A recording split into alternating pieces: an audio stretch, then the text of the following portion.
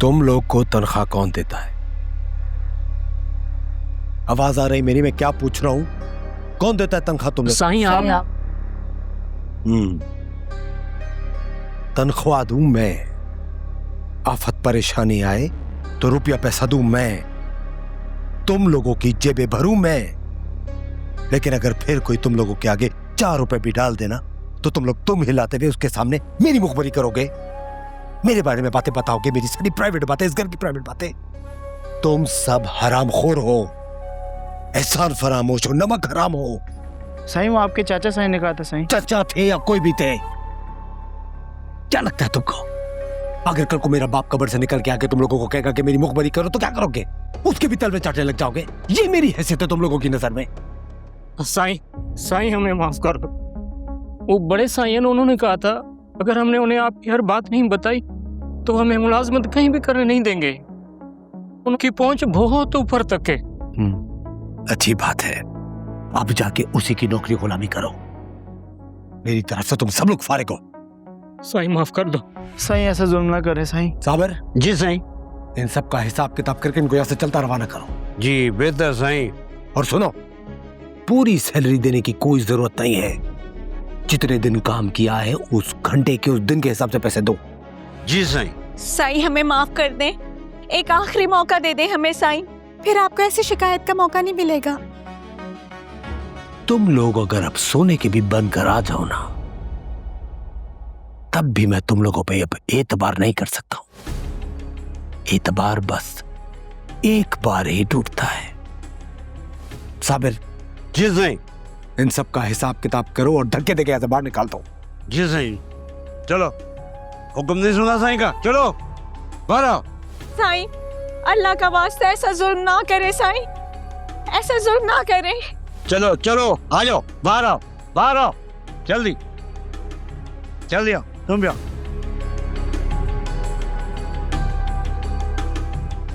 छोटे साईं, बड़े साईं ने अपने कमरे में ऊपर आपको याद किया है।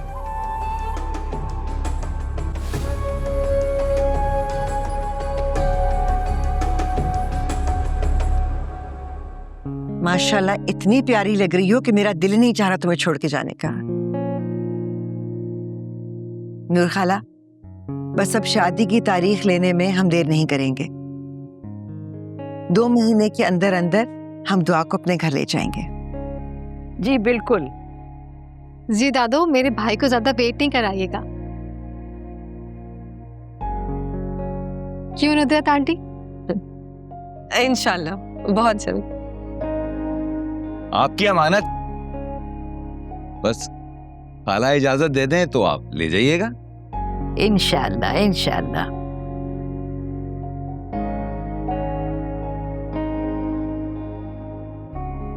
समीना आंटी, अब प्लीज हमें भी एक्सक्यूज कीजिएगा, बहुत देर हो गई है, सुबह ऑफिस भी जाना है।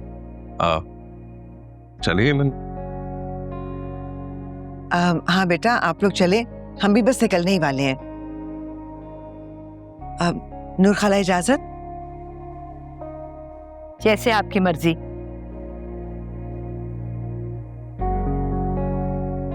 अरे भाई थैंक यू सो मच, आप आए और हमारी खुशी में शामिल हुए। You welcome. चले एमन। चले। हाँ फरियाल, आप लोग चलें, मैं दुआ से मिल लूं। श्योर। जी जी।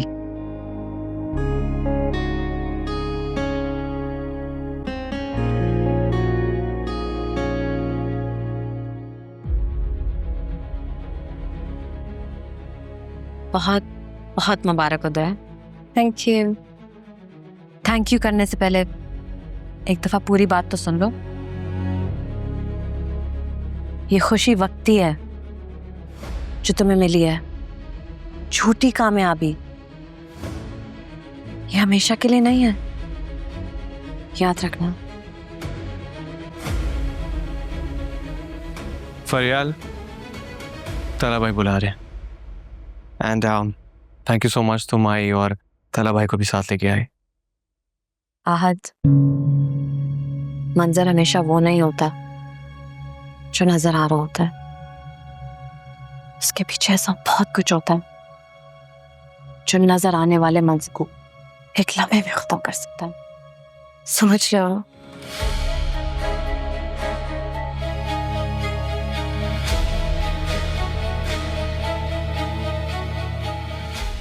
फरियाल, इस वक्त मैं कुछ समझना नहीं चाहता, क्योंकि जो मंजर नजर आ रहा है वो हर लिहाज से मुझे मुकम्मल कर रहा है, जिसमें मुझे मेरी जिंदगी की सबसे बड़ी खुशी दी है, और मैं बहुत खुश हूं। If that's the case,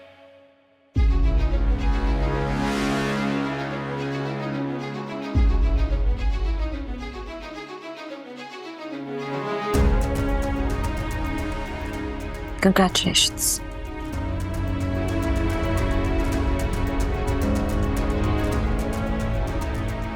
तारा भाई बुला रहे हैं।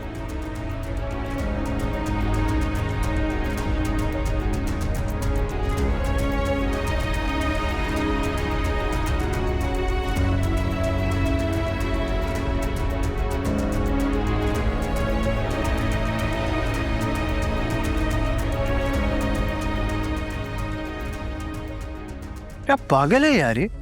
मुझे आपसे कोई बात नहीं करनी।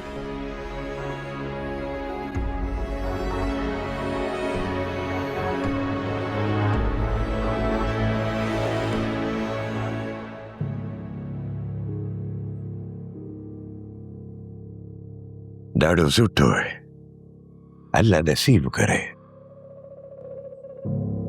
चाचा सही आपने याद किया मुझे। बाबा ये ज़ेब बता रही थी कि ये सारी खरीदारी इसने तुम्हारी पसंद की है, अच्छा लगा।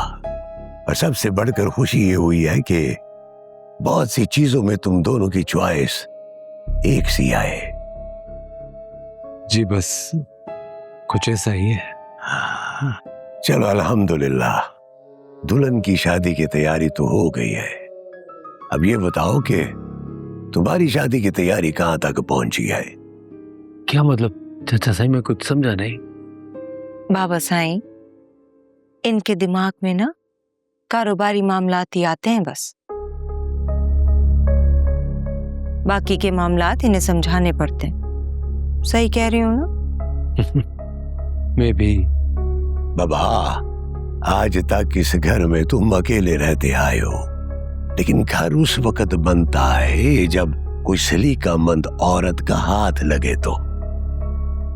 इंशाल्लाह चाचा साईं, मालिक करम करेगा, जब शादी के बाद सिर्फ इस घर में आती जाती रहेंगी तो जो आप कह रहे हैं वो भी हो जाएगा। उठा जरा, लगता है कि तुम अपने खानदानी रस्म रिवाज को भूलते जा रहे हो।